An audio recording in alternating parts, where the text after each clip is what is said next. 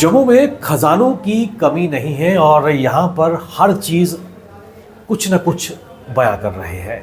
इस वक्त हम जहाँ पर हैं वो जम्मू शहर के भीतर ही अपने आप में जम्मू कश्मीर का इतिहास समेटे हुए है और अपनी कहानियाँ खुद बयां कर रहा है। इस वक्त हम शाश्वत आर्ट गैलरी या फिर शाश्वत आर्ट म्यूज़ियम की बात करें, वहाँ पर पहुँचे हैं जहाँ जम्मू कश्मीर और लद्दाख का एक ख़जाना छुपा हुआ है।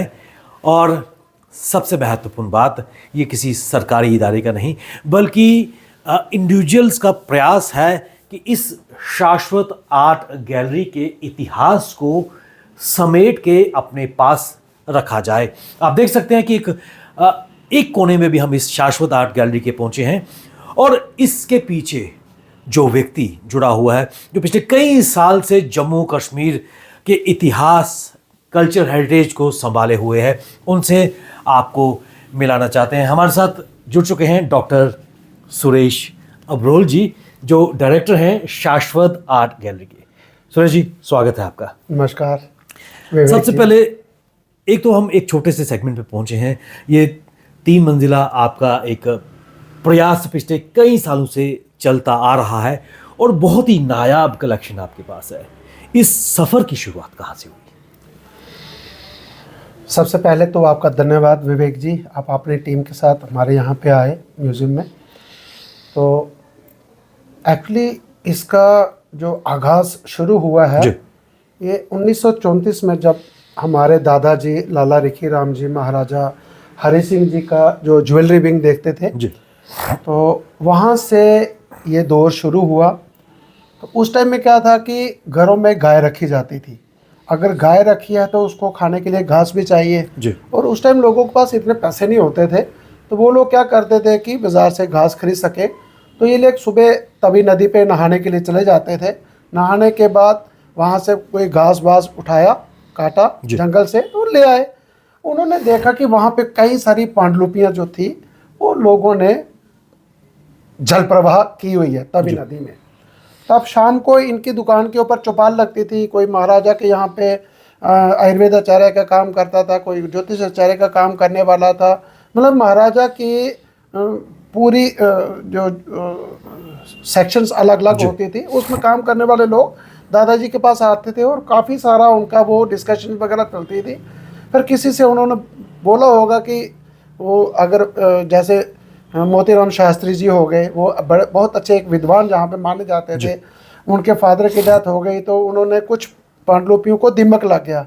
आपको पता होगा कि जम्मू में जुलाई अगस्त में काफ़ी सारा मॉइस्चर ह्यूमिडिटी काफ़ी आ जाती है। तो उसमें क्या होता था, उस टाइम पहले लकड़ी के बॉक्स बनाए जाते थे, उनके बीच में स्टोर करके मैन्युस्क्रिप्ट्स को रखा जाता था। अब साल 2 साल अगर किसी ने उसमें ध्यान नहीं दिया तो टर्माइट की प्रॉब्लम यहाँ पे बड़ी ज़्यादा थी, तो वो ख़राब हो जाती थी मैन्युस्क्रिप्ट्स।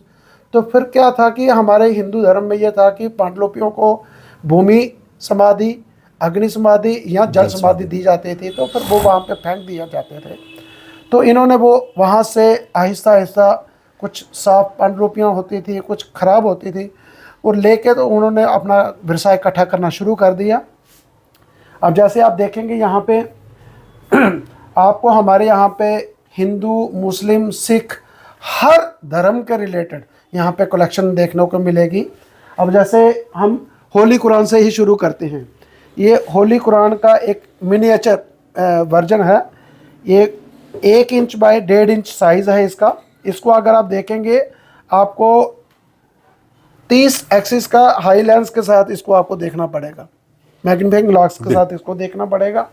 तो होली कुरान के साथ साथ आपको यहाँ पे मैं इसके बारे में जानना चाहूँगा, ये नायाब कलेक्शन कहाँ से आई और इसके बारे में और भी ज्ञान देना चाहेंगे। एक्चुअली क्या था, मैंने आपको पहले ही बताया कि जब सभी लोगों को मालूम पड़ना शुरू हो गया कि हम लोग जो है, हमारी फैमिली जो है वो कलेक्शन करती है, तो कोई ना कोई इनको कोई एक्सचेंज करके दे जाता था। कोई चीज़, कोई ज्वेलरी हो गई, मैन्युस्क्रिप्ट्स हो गए, मिनिएचर पेंटिंग हो गई, तो कुछ लोग उसकी एवज में इनसे कुछ सामान तैयार करवा के ले जाते थे। तो ऐसे ही ये किसी फैमिली के ये घर कारवां से बढ़ता गया। ये कारवां आगे बढ़ता गया। और भी कुछ नायाब चीजें यहाँ पर नजर आ रही हैं। सबसे पहले मैं इसका जानना चाहूंगा क्योंकि ये काफी इंटरेस्टिंग सा ये एक इसके ये एग्जैक्टली है क्या? हाँ, अब कई सारे हिस्टोरियंस जैसे डिपार्टमेंट ऑफ आर्काइव्स में कई सारे डायरेक्टर्स आए, डिप्टी डायरेक्टर, असिस्टेंट डायरेक्टर्स आए, तो वो लोग हमें गाइड करते रहते थे टाइम टू टाइम।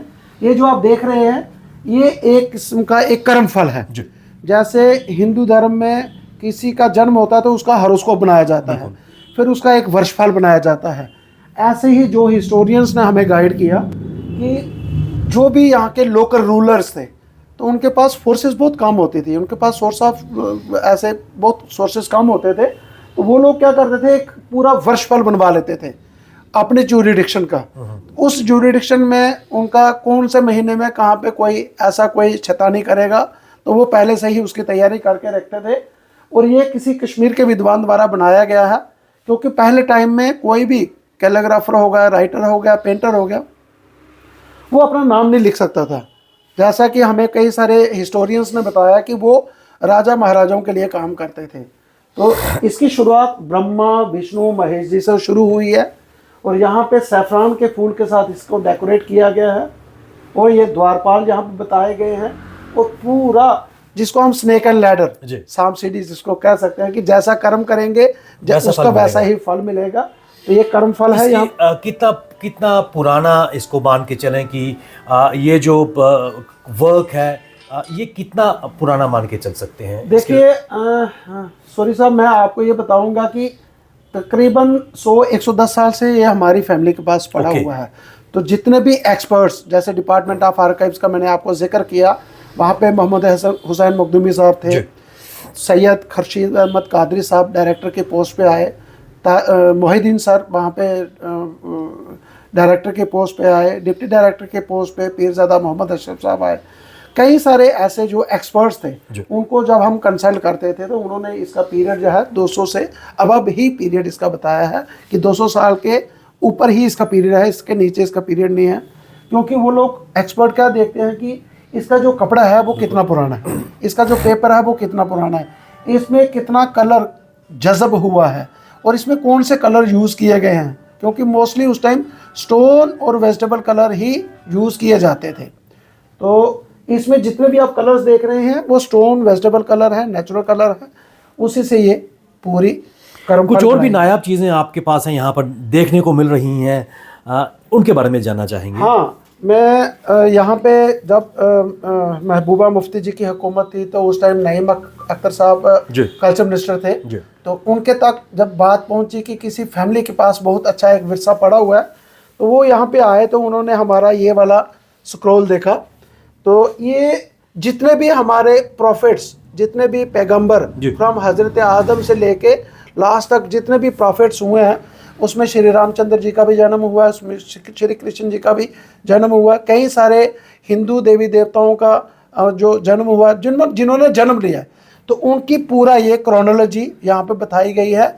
और जितने भी प्रॉफिट्स हुए हैं, ये कोई 21 फीट लंबा है।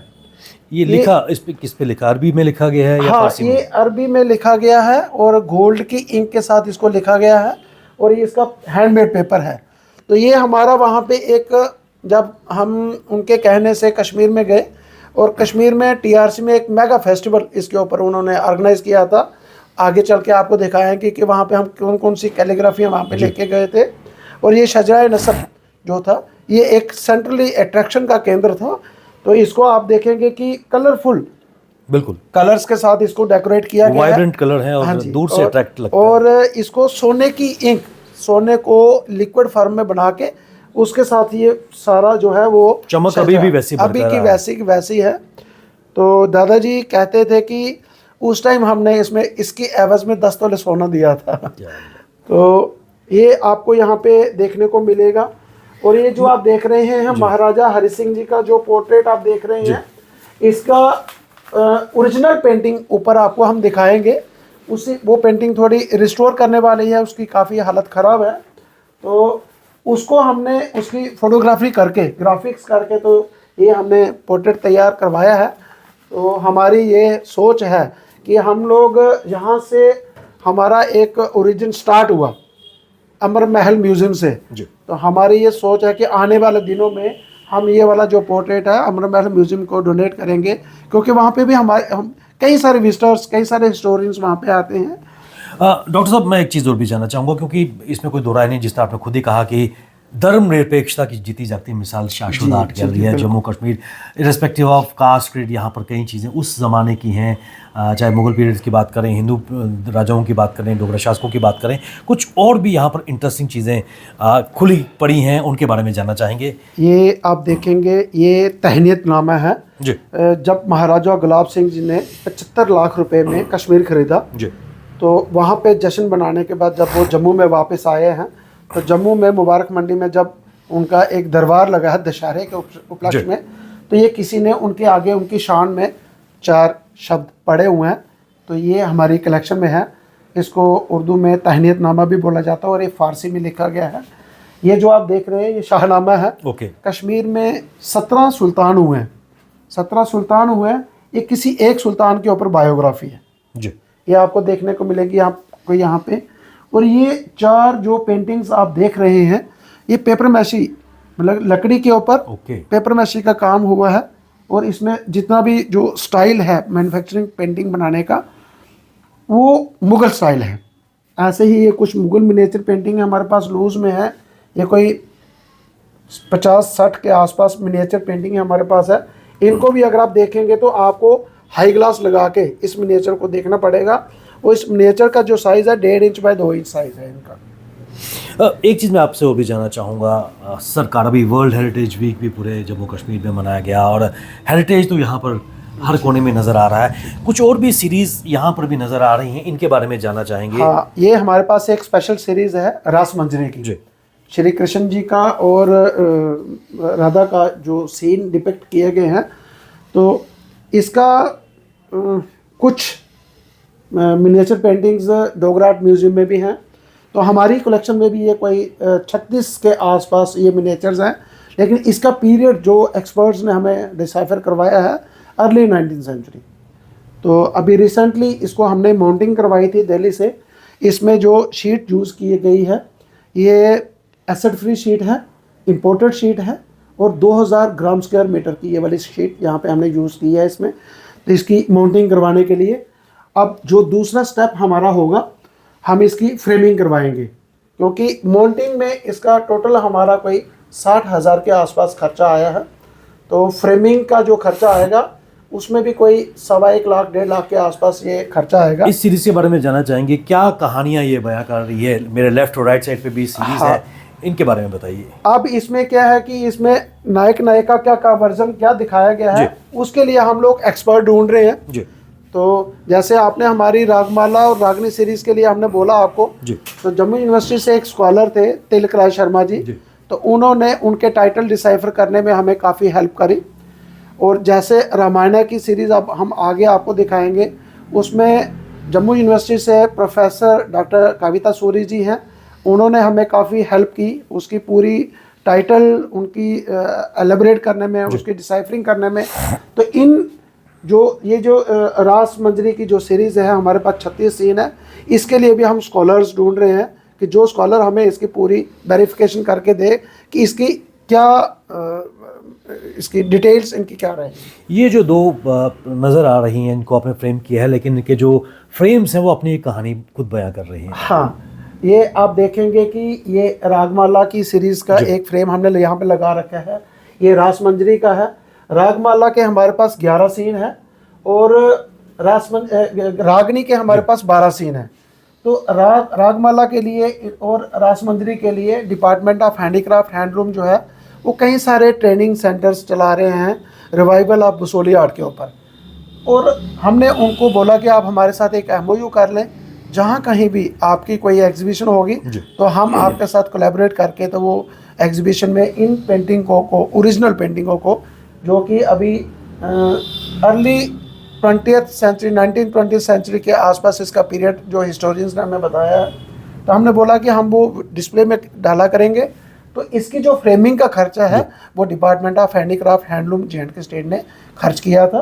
और इनके टाइटल जो है वो हमने स्मॉल टाइटल और एलेबोरेटेड टाइटल वो हमने डॉक्टर तिलक राज शर्मा जी, जो यहाँ पे स्कॉलर थे पॉलिटिकल साइंस डिपार्टमेंट के, अब वो सेंट्रल यूनिवर्सिटी में एज ए असिस्टेंट प्रोफेसर गए हैं, तो उन्होंने इनके टाइटल हमें डिसाइफर करके दिए थे, हम उनके धन्यवादी हैं। डॉक्टर साहब, ये अभी तो एक कमरे में हम एक गैलरी के एक पोर्शन में आए हुए हैं, खजाने और भी बाकी हैं, दर्शकों को वो भी दिखाने का प्रयास करेंगे। बिल्कुल। चलते हैं हम दूसरे गैलरी के पोर्शन में, लेकिन उससे पहले एक इम्पॉर्टेंट चीज़ यहाँ पर नज़र आ रही है, वो अगर उसको मिस करते तो बहुत कुछ हम मिस करते हैं। डॉक्टर साहब, इसके बारे में जानना चाहेंगे। एक लंबा सा बड़ा सा फ्रेम हमें नज़र आ रहा है, उसके बारे में ज़रा आप बताइए।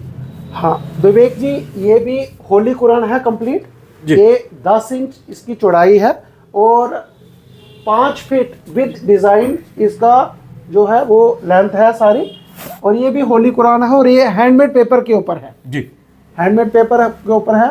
और आज दिन तक हमने इसको कहीं बाहर डिस्प्ले नहीं किया, लेकिन 2018 में जब स्टेट गवर्नमेंट ने हमें इनवाइट किया TRC श्रीनगर के लिए, तो वहाँ पे हम लोग इसका डिस्प्ले लेके गए थे कश्मीर में। तो उसके लिए वहाँ पे कश्मीर में इसकी बहुत ज़्यादा हमें मतलब कि इज़्ज़त और एहतराम मिला वहाँ पे। तो इसके साथ साथ दूसरा होली कुरान भी हम लेके गए थे, वो हम आपको अपनी दूसरी गैलरी के दूसरे सेगमेंट में चलते हैं और खजाने आपसे हम शेयर करेंगे। तो चलिए, हम गैलरी के एक और हिस्से में आए हैं और उन खजानों से आपको भी हम रूबरू करेंगे। डॉक्टर सूरज जी, इस गैलरी के इस हिस्से के बारे में जानना चाहेंगे, क्योंकि यहाँ पर भी कई नायाब चीज़ें हमें नज़र आ रही हैं। जी बिल्कुल, हम दिखाएंगे। ये हमारे दादाजी का पोर्ट्रेट है जी, जिनके मतलब कि दूर अंदेशी से बिल्कुल इस म्यूज़ियम की फाउंडेशन पड़ी। तो ये महाराजा हरि सिंह जी के, मैं या वहाँ पे आपको पहले ही भी बता चुका हूँ कि उनका ज्वेलरी विंग ये देखते थे। तो यहाँ से हमने स्टार्ट किया है, और ये नाथद्वारा स्कूल की ये कुछ 2-3 मिनिएचर पेंटिंगें हैं।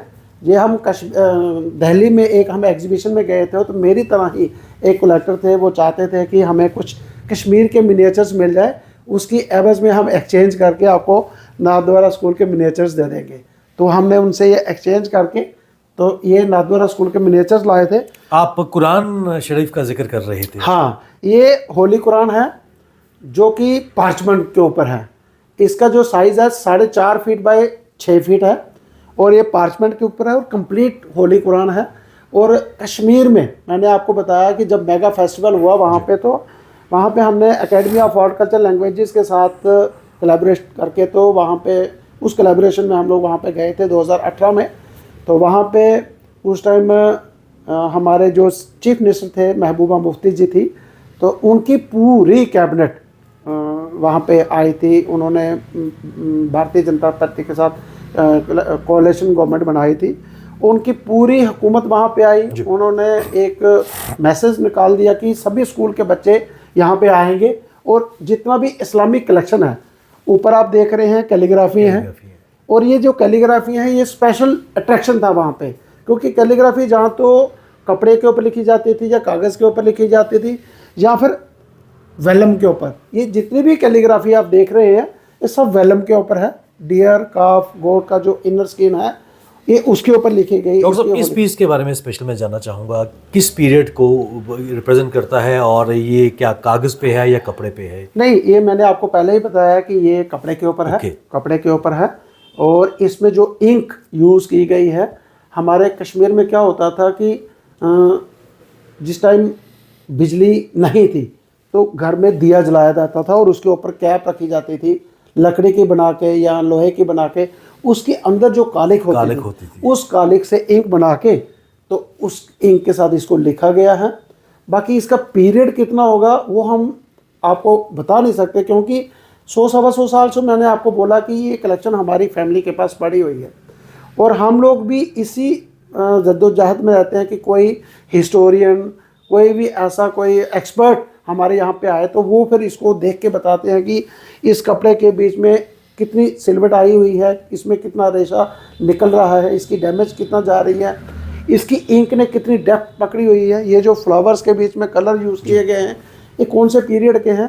तो उस हिसाब से अंदाजन 100-150 साल के आसपास इसका पीरियड। और एक नायाब कलेक्शन, इसके अलावा कुछ और कलेक्शंस भी हमें नज़र आ रही है, खासकर यहाँ एक बहुत ही अट्रैक्टिव आदि शक्ति का रूप नजर आ रहा है, इसके बारे में जानना चाहेंगे। हाँ विवेक जी, मैं आपको बताऊं कि इस चित्र के ऊपर तो अभी बहुत सारे शोधार्थी जो है वो रिसर्च कर रहे हैं। ओके। अभी ये अंडर रिसर्च में है। अब कुछ लोगों का कहना है कि ये देवी शारदा का चित्र है, उसमें इसकी 24 भुजाएं दिखाई गई हैं।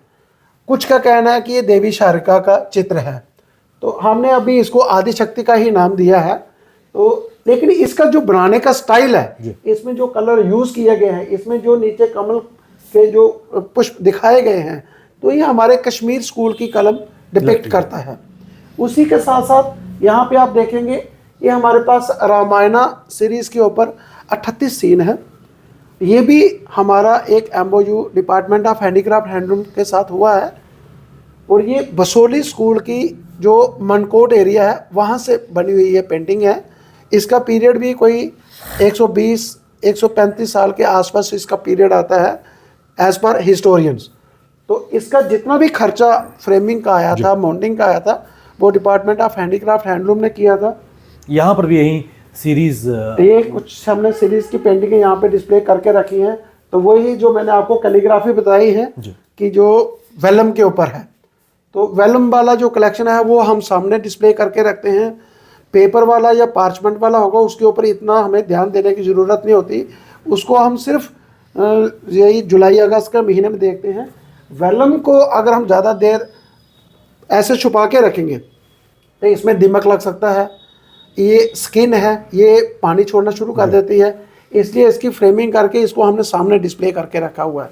और आप देखेंगे इसके बीच में ये जो तिलक लगाए हैं जी, तो जैसे हम दिवाली के ऊपर महालक्ष्मी की पूजा करते हैं, तो जब दिवाली के ऊपर जहाँ गणेश चतुर्दशी के ऊपर हम लोग अपने देवी देवताओं का पूरा इज़्ज़त एहतराम के साथ उनकी पूजा अर्चना करते हैं, वैसे ही हम इनकी भी उसी हिसाब से देखभाल करते हैं जैसे हम अपने देवी देवताओं के मान्यता को।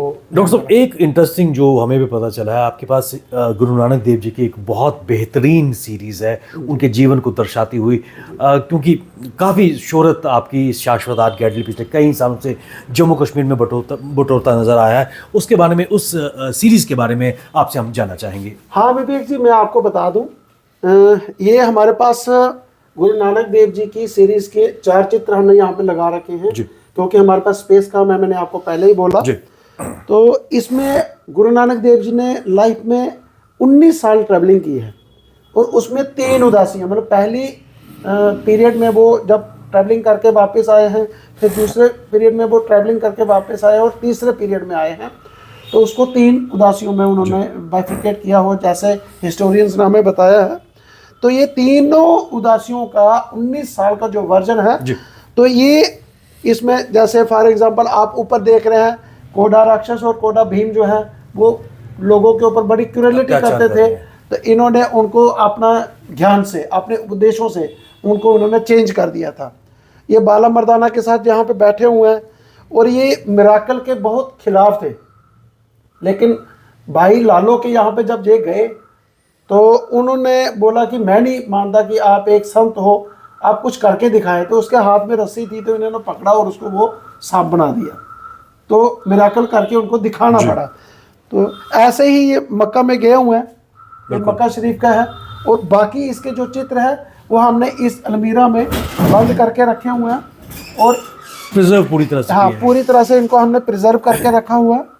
और ये 2019 में हमने इंदिरा गांधी राष्ट्रीय कला केंद्र को एक प्रपोजल भेजा था। उस टाइम तक ये पेंटिंगें जो थी वो फ्रेम नहीं थी जी।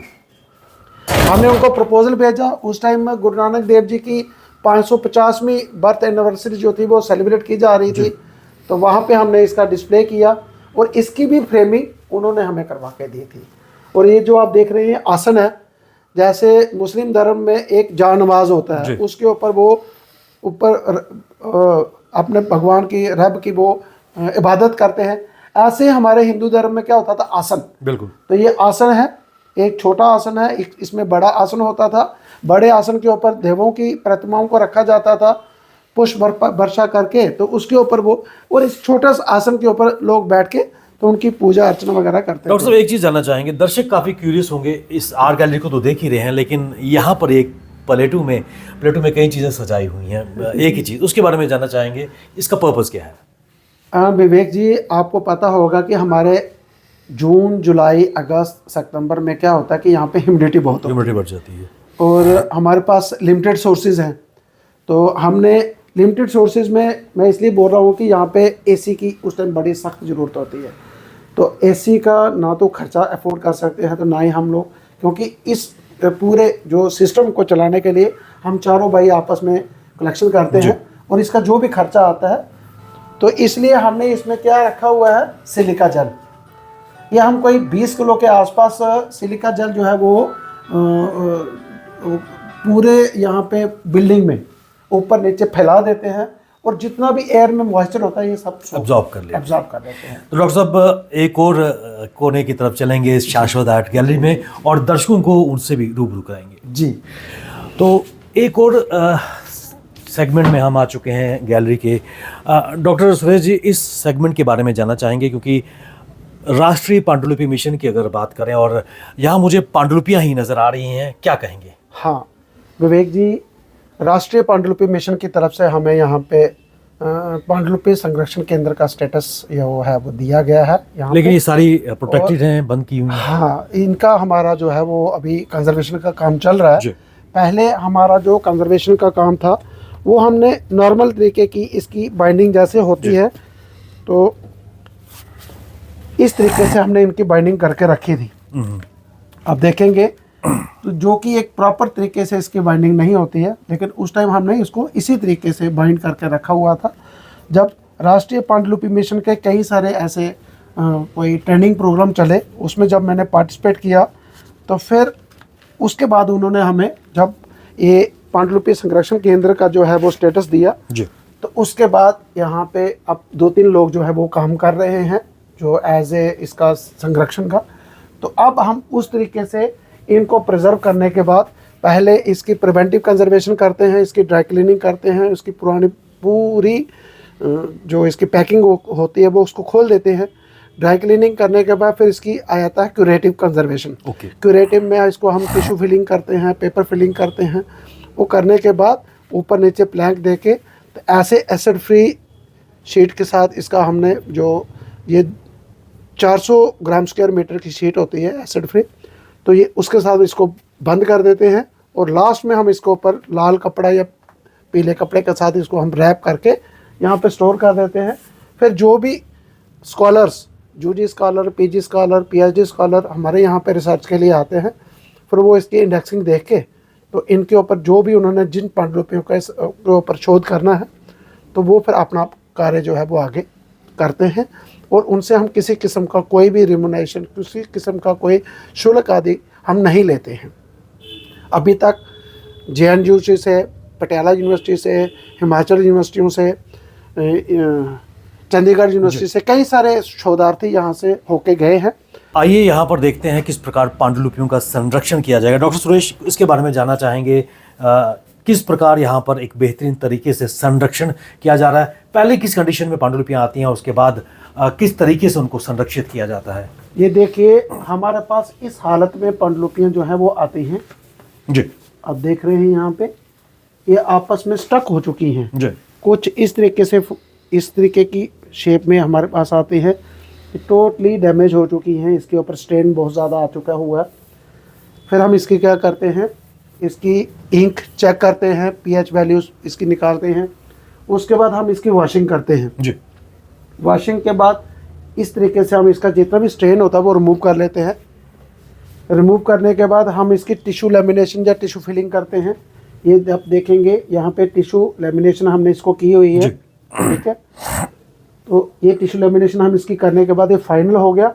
उसके बाद हम इसको इस तरीके से के बॉक्स में तैयार करके बंद करके रखते हैं, और लास्ट फाइनल स्टेज में है इसके ऊपर ये लाल कपड़ा लगा दिया जाता है। ये हमारे कंजर्वेटर हैं। प्रक्रिया इस वक्त चल रही है पांडुलिपि संरक्षण के लिए, एक तो आपका नाम जानना चाहेंगे और इस प्रोसेस के बारे में जानना चाहेंगे। सर, मेरा नाम कैलाश कुमार है। तो मैं अभी सबसे पहले इनका ड्राई ब्रशिंग कर रहा हूँ कि इसमें जितना भी डस्ट है तो उसको मैं स्लोली रिमूव कर रहा हूँ कि इसका पे जो पेज है वो फट ना जाए, क्योंकि ये बहुत ज़्यादा मतलब कि ऐसे हार्ड होते हैं और इनको हाथ लगाने से टूट सकते हैं। तो इसलिए मैं इनको स्लोली इनकी डस्ट रिमूव कर रहा हूँ, और डस्ट रिमूव करने के बाद मैं इनको डिस्टिल्ड वाटर और एथेनॉल से इनके जो स्टेम्स हैं उनको भी मैं अच्छे से क्लीन करूँगा। कितना महत्वपूर्ण ये काम है संरक्षण की अगर बात करें, और कितना पेशेंस वाला काम है ये? सर बहुत ज़्यादा पेशेंस लगता है और बहुत ज़्यादा मेहनत लगती है इसमें, क्योंकि इसमें बहुत सारी चीज़ें आयुर्वेदिक की और हमारे ग्रंथों में बहुत सारी चीज़ें हैं जो अवेलेबल होती है, लेकिन सबको पता नहीं होता है। तो हमको इनको सेफ़ रखना है कि आने वाली जनरेशन के लिए बहुत हेल्प करेगा ये चीज़। इस गैलरी का सबसे अहम पोर्शन ये इनकी मेरे ख्याल से आपकी लेबॉर्ट्री है डॉक्टर सुरेश जी, इसके बारे में जानना चाहेंगे। और यहाँ पर जो पांडुलिपि की दुर्दशा है उसको एक नया स्वरूप देने का प्रयास किया जा रहा है, जानना चाहेंगे। हाँ विवेक जी, आप देखेंगे इस फॉर्म में पांडुलिपियाँ हमारे पास आती हैं जी। दीमक लगी हुई है, कहीं दीमक लगी हुई है, चिपकी हुई है, इसको पानी लगने के बाद ये स्टक हो चुके हैं टोटली, इसके जो फोलियो है आपस में, और ऐसे इनकी हालत टोटली ख़राब हो चुकी है। अब इनको हमने कैसे क्लीनिंग करनी है, कैसे इसका डस्ट रिमूव करनी है, वो प्रक्रिया अंदर चल रही है। जो प्रक्रिया वहाँ पे आपने देखी, तो इनको यहाँ पे जितने भी प्रिजर्वेटिव हम यूज़ करते हैं, ये प्रिजर्वेटिव यहाँ पे हमने रख रखे हैं, और जो भी पेपर या कोई टिश्यू पेपर या कोई ऐसी जो पेपर यहाँ पे यूज़ होते हैं वो हमने यहाँ पे रख रखे हैं। तो यहीं से हमारी प्रक्रिया जो है इसको संघर्षित करने में शुरुआत होती है। डॉक्टर सुरेश, बिल्कुल अंत में मैं आपसे जानना चाहूँगा, क्या क्योंकि इतना बड़ा आपकी गैलरी है और खुद अपने बलबूते पे आप काम कर रहे हैं, सरकार की मदद तरफ से कोई इमदाद, मदद, सपोर्ट मिला है?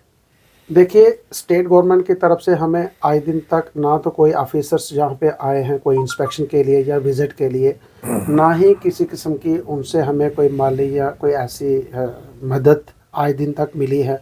हाँ, राष्ट्रीय पांडुलिपि मिशन की तरफ से यहाँ पे जो 2-3 लोग काम कर रहे हैं उनको वो एक आप कह सकते हैं कि जो मानदेय, एक रेम्युनरेशन दिया जाता है, वो लोग उनको पे करते हैं, और जितने भी ये प्रिजर्वेटिव यहाँ पे यूज़ होते हैं उसका वो खर्चा हमें प्रोवाइड करते हैं। तो लेकिन वो एक मिशन है, वो एक मिशन है, वो मिशन कभी भी बंद हो सकता है। तो उसके बारे में हम कुछ हमें वो डर ही रहता है। तो इसलिए हम लोग क्या करते हैं कि हम 4 भाई हैं, आपस में मिलजुल के हम लोग देखते हैं कि हमारी लेबोरेटरी में, हमारे म्यूज़ियम की गैलरी में, हमारी लाइब्रेरी में किस चीज़ की क्या ज़रूरत है, हम उसका एक बजट बनाते हैं। बजट बनाने के बाद हम आपस में कंट्रीब्यूशन करके तो उसको हम आगे ऐसे ही चलाते हैं। और कोई भी स्कॉलर अगर यहाँ पे आता है, जैसे जूजी, मैंने आपको बताया कि जूजी स्कॉलर आते हैं, पीजी स्कॉलर आते हैं। अब तो कई सारी यूनिवर्सिटीज़ ने कई सारे कोर्सेज़ में जो है वो एक इंटर्नशिप जो है वो एक मैंडेटरी कर दी है। तो उसके लिए कई सारे स्कॉलर्स यहाँ पे आते हैं। हम उनसे किसी किस्म का कोई ऐसी फ़ीस नहीं लेते, कोई ऐसा रिम्यूनरेशन नहीं लेते हैं। तो आपके द्वारा हमारा एक संदेश है कि जो भी स्कॉलर जम्मू यूनिवर्सिटी से, क्लस्टर यूनिवर्सिटी से, सेंट्रल यूनिवर्सिटी से या ऑल ओवर इंडिया के किसी भी यूनिवर्सिटी से यहाँ पे या किसी कॉलेज से यहाँ पे आके रिसर्च करना चाहता है, तो उसका तहे दिल से एक वेलकम है यहाँ पे। हमारी जो गैलरी है, म्यूज़ियम की गैलरी है, सुबह 9 बजे से लेके शाम 3 बजे तक ये खुली रहती है, और संडे को हम लोग क्लोज रखते हैं। सुरेश जी, इसमें कोई दो राय नहीं है कि आप भी एक मिशन मोड में काम कर रहे हैं। जम्मू कश्मीर की इतनी ऐतिहासिक सांस्कृतिक विरासत को आप सहेज के रखे हुए हैं, और वो भी बिना किसी सरकारी सपोर्ट के। हमारी शुभकामनाएं आपके साथ, और हम आशा करते हैं कि कहीं ना कहीं नई सरकार इस वक्त जम्मू कश्मीर में आई है, संज्ञान ज़रूर लेगी, क्योंकि सरकार की अगर नीति है तो निश्चित तौर पर कल्चर और हेरिटेज को प्रमोट करना भी एक प्राथमिकता उनकी होनी चाहिए। हमारी शुभकामनाएं हैं। तो आपने देखा कि डॉक्टर सुरेश अब्रोल किस प्रकार निस्वार्थ भाव से वो उनके भाई काम करते हुए नज़र आ रहे हैं इस खूबसूरत शाश्वत आर्ट गैलरी में। पांडुलिपियों को ही संरक्षित नहीं कर रहे, बल्कि कई चीज़ें जो खजाने यहाँ पर हैं। आपसे भी अनुरोध है कि इस शाश्वत आर्ट गैलरी में आएँ, अपने इतिहास, हेरिटेज से रूबरू हों।